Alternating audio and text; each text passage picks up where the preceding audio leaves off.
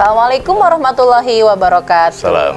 Bincang Suara Rakyat hari ini menghadirkan tokoh budayawan yang luar biasa dan sekaligus juga sebagai pendiri Provinsi Banten, Bapak Haji Udin Saparudin. Assalamualaikum. Salam, gawe kuta Baluarti. Oke, ini sudah menunjukkan seorang budayawannya. Salamnya juga salam kebantenan ya. Oke, bagaimana Bang Udin melihat perspektif kemajuan budaya ketika di usia 21 Provinsi Banten ini? Ya, saya melihat memang ada stagnan ini tentang bagaimana menyelamatkan khasanah budaya Banten ya. Yang ini sesungguhnya sangat kaya. Banten punya peradaban dan kesultanan yang cukup lama, kesultanan yang besar. Namun kemudian merawat budaya itu masih stagnan, belum fokus gitu. Fokus ya. Apakah kemudian budaya ini ruangnya belum diberikan secara utuh oleh pemerintah? Lalu kemudian apakah pengaruh-pengaruh yang dulu Banten menjadi kekuatan cengkraman Jawa Barat sehingga kemudian budaya-budaya itu tenggelam Ya. Tapi lagi-lagi saya menarik, ketika Banten menjadi provinsi, maka muncul ya khasanah budaya Banten. Misalnya, dari sisi seni saya menyaksikan betul pada saat meruat Banten provinsi, tanggal 6 Oktober tahun 2000 di Jakarta Convention Center, rakitan budaya berbagai etnis di Banten disatukan. Saat itu saya bersama festival. Ya, bukan festival. Bukan apa? Namanya Ngeruat Banten Provinsi. Ngeruat Setelah Banten diketuk Provinsi. tanggal 4 itu. Oke. Dan itu saya kebetulan bersama Kandal Marhum Ismetullah Abbas, bersama Pak Irsa Jueli, Pak Haji Hasan Sohib, dan itu kemudian Denny Malik yang merakitnya. Denny Malik, cukup luar biasa. Berbagai etnis di Banten menyatu dalam satu seni budaya gitu. Dan itu belum pernah muncul Selama waktu kurun sampai waktu. sekarang ya? Ya, dan Oke. itu masih menarik.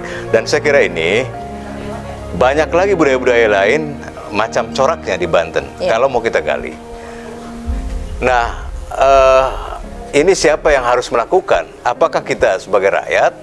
Apakah pemerintah memberikan ruang? Ruang untuk... Saya sederhana, saya kira, dalam konstruksi, motif konstruksi di Banten saja, saat saya menyaksikan di beberapa titik di KP3B misalnya pemerintahan, belum menunjukkan khasanah budaya konstruksi khas kebantenannya yang mana Khas gitu. kebantenan.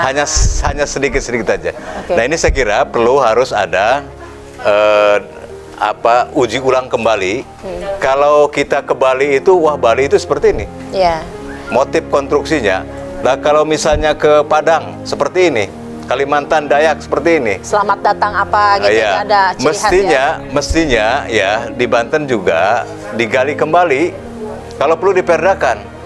Misalnya tentang konstruksi pagar-pagar aja di beberapa titik di kawasan KP3B, berikan motif-motif yang khasanah budaya Banten. Tidak kalah sebetulnya kalau menggali. Cuman ini saya kira perlu bareng-bareng. Dan kalau perlu saya kira DPRD dan pemerintah provinsi membentuk perda tentang motif konstruksi khasanah Banten. Khasanah budaya Banten. Nah, ini menarik ya.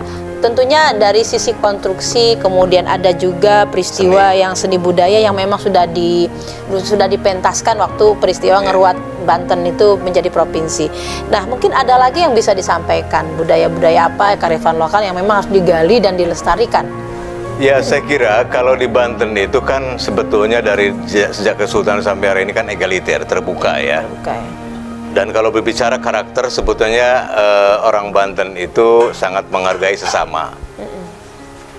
Jadi kalau bicara toleransi, saya kira tempatnya di Banten. Ya. Karena di Banten itu soal agama gitu, soal etnis itu tidak menjadi persoalan. Ya kalaupun misalnya di persoalan, ada persoalan yang kaitannya mengganggu akidah, baru itu kemudian jihad. Tapi hal-hal kemanusiaan menurut saya Banten dari dulu terbuka Ya. dan tidak pernah terjadi pirang etnis orang Banten asli dengan pendatang, nggak pernah itu terjadi. Pernah terjadi ya. Dan orang sepanjang yang pendatang itu memberikan sesuatu yang positif, saya kira itu saudara kita, apalagi seiman. Oleh karena itu saya kira budaya egaliter ini, budaya toleransi di Banten harus tetap kita jaga, harus kita rawat. Iya. Karena memang napas orang Banten itu kan tidak lepas dengan nilai-nilai budaya yang dibawa oleh para luhur, para sultan ya. Sultan. Lalu yang kedua ya ajaran agama ya, Ya. karena memang agama ini menentukan langkah gerak kita ya dalam kehidupan. Saya kira ini harus dirawat oleh semua kita, dan tentunya kalau misalnya pemerintah daerah dan dewan menggali itu, saya kira insya Allah Banten akan lebih hebat gitu. Iya. Jadi di usia 21 tahun perlu kearifan lokal diangkat. Iya. Kita punya lembaga pemangku adat Kesultanan Banten misalnya. Kita punya adat Baduy. Kita punya Betawi ya. Kita punya Cisungsang.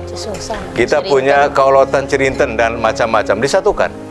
Dan insya Allah ini menjadi kekuatan gitu, karakter Banten yang kuat, yang punya peradaban, mari kita selamatkan gitu. Oke, nah ini berarti kan memang ketika kita lihat belum ada ya wadah untuk menginspirasi bahwa kearifan lokal itu harus terus dilestarikan. Wadahnya ada, ya masing-masing punya lembaga-lembaga.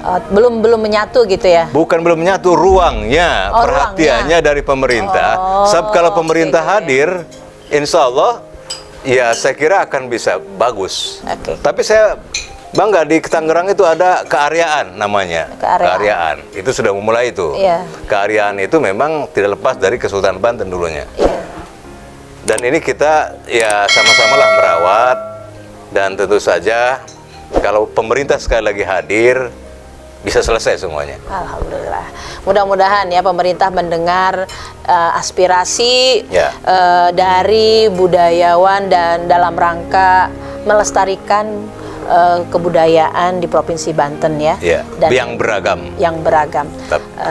Terima kasih Bang Udin. Tentunya ada harapan untuk Banten 21 tahun ini? Ya, saya mengharapkan di 21 tahun sudah mulai timbul dewasa Banten. Yang perlu adalah saya sependapat dengan teman-teman, monumen perjuangan Provinsi Banten itu segera untuk ditindaklanjuti, diwujudkan. Insya Allah kalau Pak WH, Pak Andika dan pimpinan Dewan akan mampu menyerap informasi ini dan implementasikan dalam action yang jelas gitu. Oke, siap. Mudah-mudahan. Yang kedua, ya para teman-teman yang belum bernasibkan, para aktivis pembentukan Provinsi Banten yang sekarang ini masih kopral, tolong diberikan ruang kesempatan, pengabdian yang cukup lama, golongan sudah bagus, jangan dianaktirikan. Karena ini merupakan rasa ketidakadilan mereka. Dan banyak kepada saya, kepada teman-teman juga, aspirasi ini kepada siapa gitu. Jangan sampai yang masih prematur dijadikan posisi pimpinan, sementara yang sudah lama mengabdi dan punya pengalaman dibiarkan. Ini kan tidak adil gitu. Dan ketidakadilan akan menimbulkan cemburu sosial. Saya yakin 21 tahun bisa menangkap sinyal itu, dan mari kita bersama. Terima kasih Bu Yaya. Dan saya akhiri dengan Gawe Kuta Baluarti Bata Kelawan Kawis. Assalamualaikum warahmatullahi wabarakatuh. Waalaikumsalam. Terima kasih Bang Udin yang selalu semangat dan tentunya menjadi inspirasi para kaum muda ya. Karena beliau tuh selalu semangat dan terus menggelorakan semangat kearifan lokal. Dan sampai saat ini pun beliau concern untuk bagaimana monumen pendirian Provinsi Banten dapat terwujud. Baik, demikian Bincang Suara Rakyat hari ini menjadi inspirasi kita bersama untuk bagaimana kita berbicara, menyuarakan suara rakyat di Provinsi Banten. Terima kasih. Assalamualaikum warahmatullahi wabarakatuh.